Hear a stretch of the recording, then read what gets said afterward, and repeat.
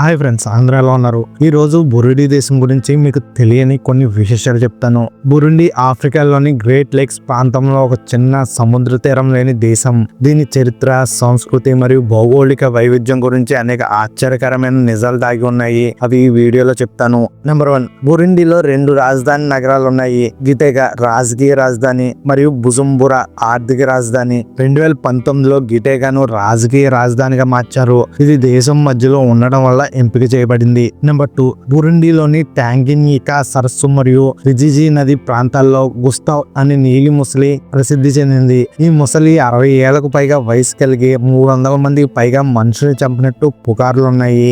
దీన్ని పట్టుకోవడానికి ఎన్నో ప్రయత్నాలు జరిగినప్పటికీ అది ఇప్పటికీ స్వేచ్ఛగా తిరుగుతుంది. బురుండిలో హుట్టు, టుట్సి మరియు ట్వా జాతులు ఉన్నప్పటికీ వారంతా కిరుండి భాష మాట్లాడతారు. ఇంతటి భాష ఏకరూపత ఆఫ్రికాలో చాలా అరుదు. ఇది వారి సాంస్కృతిక సమీకరణను సూచిస్తుంది. బురుండి 1996లో తొలిసారి ఒలింపిక్స్ లో పాల్గొంది మరియు అదే సంవత్సరం వెనుస్టే నియోంగోబో 5000 మీటర్ల పరుగులో స్వర్ణ పథకం సాధించాడు. ఇది పేద దేశం అయినప్పటికీ బురుండికి అద్భుత విజయం అని చెప్పొచ్చు. నెంబర్ 5, బురుండి ఆఫ్రికాలో కొన్ని దేశాల్లో ఒకటి. దీని సరిహద్దులు యూరోపియన్ వలసవాదులచే కాకుండా స్థానిక రాజ్యం ద్వారా ఏర్పడ్డాయి. 16వ శతాబ్దంలో ఏర్పడిన బురుండి రాజ్యం 200 సంవత్సరాలకు పైగా స్వతంత్రంగా ఉండి 1885లో జర్మనీ ఈస్ట్ ఆఫ్రికాలో భాగమైంది. నెంబర్ 6, బురుండి సరిహద్దుల్లో ఉన్న ట్యాంగినికా సరస్సు ప్రపంచంలో అత్యంత పురాతనమైంది మరియు లోతైన సరస్సుల్లో ఒకటి. ఇది ప్రపంచంలో 17% మంచినీటిని కలిగి ఉంది మరియు దీని ఒడ్డున అందమైన బీచ్లు ఉన్నాయి. బురుండిలో సంప్రదాయ మద్యాన్ని ఒక పెద్ద కుండలో పెట్టి గడ్డి పైపులతో ఒక సమూహం కలిసి తాగుతారు.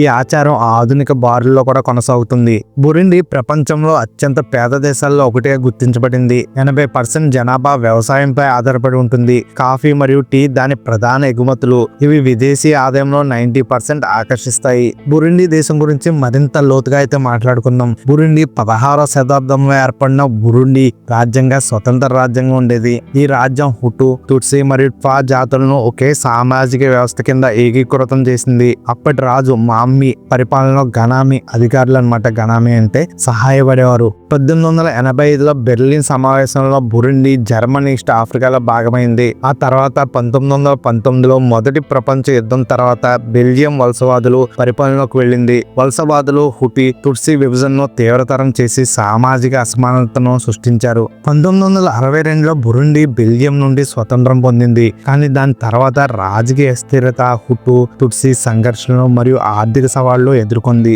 బురుండిని ఈ విధంగా కూడా పిలుస్తారు, ల్యాండ్ ఆఫ్ 1000 హిల్స్. బురుండికి పేరు చాలా దగ్గరగా వాస్తవంగా అనిపిస్తుంది. దేశంలో ఎక్కడ చూసినా ఎత్తైన కొండలు, లోతైన లోయలు కనిపిస్తాయి. ఇది కేవలం ఒక అందమైన దృశ్యం మాత్రమే కాదు, దేశం యొక్క ఆర్థిక వ్యవస్థ మరియు జీవన శైలిని కూడా ప్రభావితం చేస్తుంది. ఈ కొండవాళ్ళపై ప్రజల మెట్ల సాగు పద్ధతిలో కాఫీ, టీ, అరటి పండ్లు మరియు ఇతర ఆహార పంటలను పండిస్తారు.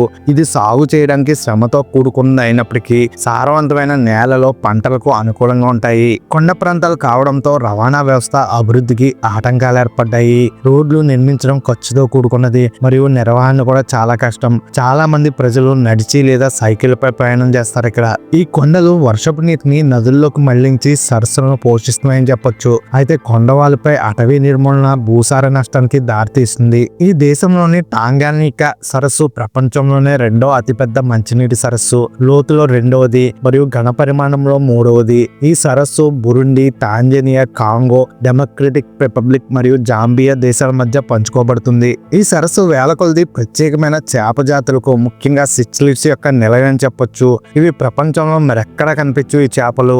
ఈ సరస్సును అధ్యయనం చేయడం జీవ పరిమాణం గురించి తెలుసుకోవడానికి చాలా ఉపయోగపడుతుందని చెప్పొచ్చు. బురుండి డ్రమ్మర్లు కేవలం కళాకారులు మాత్రమే కాదు, బురుండి రాజులు కాలం నుండి వారు ఒక పవిత్ర సంప్రదాయాన్ని కొనసాగిస్తున్నారు. ఇది దశాబ్దాలుగా రాజుల పట్టాభిషేక వేడుకలు, పండుగలు మరియు ముఖ్యమైన సామాజిక కార్యక్రమాల భాగం అయిపోయింది.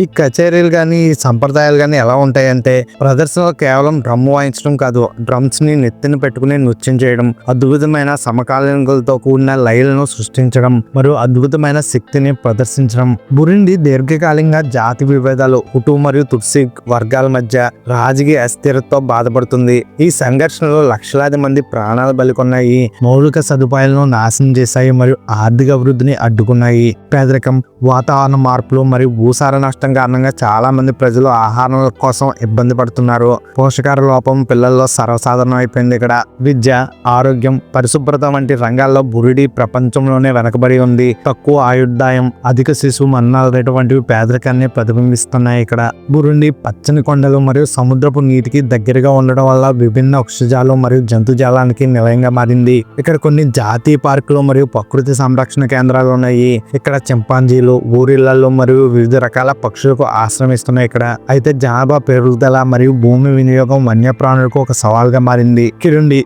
అనేది దేశం అంతటా మాట్లాడే ఒక స్థానిక భాష. ఇది జాతి విభేదాలు ఉన్నప్పటికీ ప్రజలను ఏకం చేస్తుందని చెప్పొచ్చు. ఫ్రెంచ్ రెండో అధికార భాష. ఇక్కడ చాలా మంది బురుడియన్లు గ్రామీణ ప్రాంతాల్లో నివసిస్తారు. వ్యవసాయం వారి జీవనాధారం. సామాజిక సంబంధాలు, కుటుంబ బంధాలు వారికి చాలా ముఖ్యం. సంప్రదాయ సంగీతం మరియు నృత్యం వారి దైనందిన జీవితాల్లో అంతర్భాగం అయిపోయింది. బురుండి ఆహారంలో ప్రధానంగా మొక్కజొన్న, బీన్స్, అరటి పండ్లు, స్వీట్ పొటాటో మరియు మాంసం ఉంటాయి. ఇసిగుఫి అనేది మాంసంతో తయారు చేసిన ఒక ప్రముఖ వంటకం. ఇక్కడ ఈ వీడియో మీకు నచ్చింది అనుకుంటున్నాం. నచ్చితే లైక్ చేసి, షేర్ చేసి, కామెంట్ చేయండి. అలాగే సబ్స్క్రైబ్ కూడా చేసుకోండి.